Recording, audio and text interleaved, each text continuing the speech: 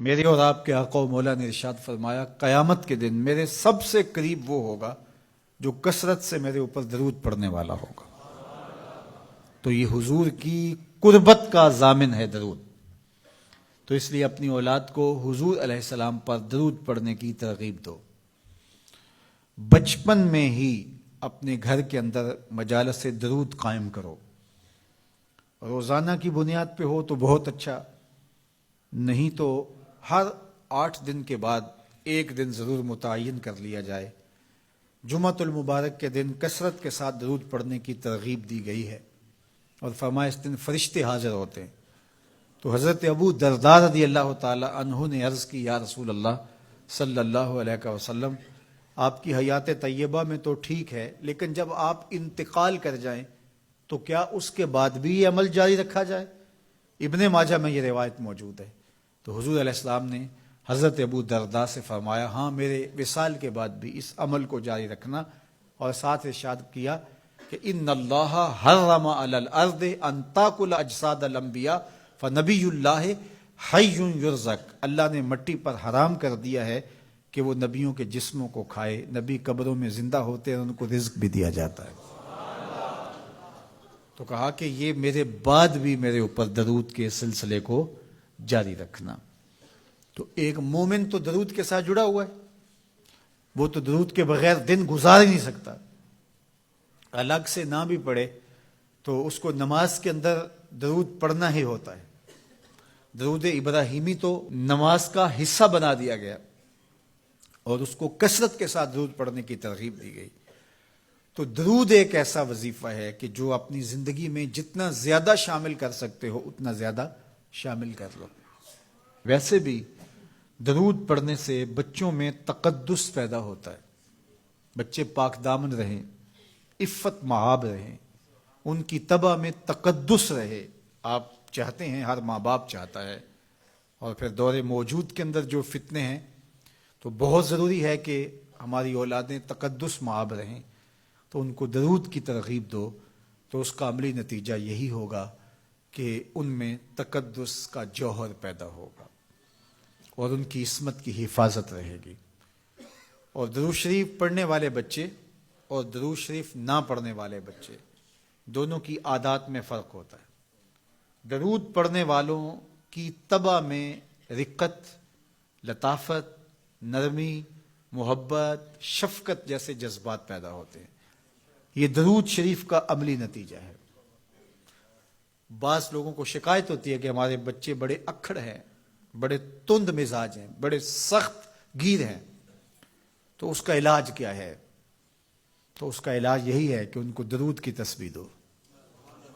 درود اکڑ توڑ دیتا ہے، طبیعت کی تندی نکال دیتا ہے، طبائع کی تلخیاں ختم کر دیتا ہے، محمد عربی کے نام کی مٹھاس پیدا کر دیتا ہے. حضور کا نام شہد سے میٹھا ہے، دل آویز ہے. کھنڈ میں اتنی مٹھاس نہیں ہے، شکر اور گڑ میں اتنی مٹھاس نہیں ہے، شہد میں اتنی مٹھاس نہیں ہے، قند اور نبات میں اتنی مٹھاس نہیں ہے جتنی نام محمد میں رکھی گئی. ان کا نام لبوں پر آئے، میٹھا میٹھا منہ ہو جائے. ان کے بول بہاروں جیسے اور اصحاب ستاروں جیسے. ان سا پیارا اور نہ کوئی، ان سے بچھڑ کے لکڑی روئی. جب وہ سیر کو جایا کرتے سر پہ بادل سایا کرتے.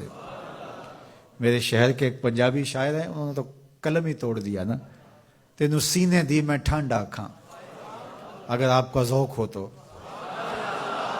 تینوں سینے دی میں ٹھنڈ آکھاں، شہد گلاب تے کھنڈ آکھاں. تینوں نبیاں دا میں لاڑا آکھاں، تیرے ہجر دے وچ میں ہاڑا آکھاں. تو ان کا نام ہی میٹھا ہے، دل آویز ہے. تو درود غصہ ختم کرتا ہے، طبیعت کی تلخی اور تندی مٹا دیتا ہے، اکھڑ پن ختم کرتا ہے.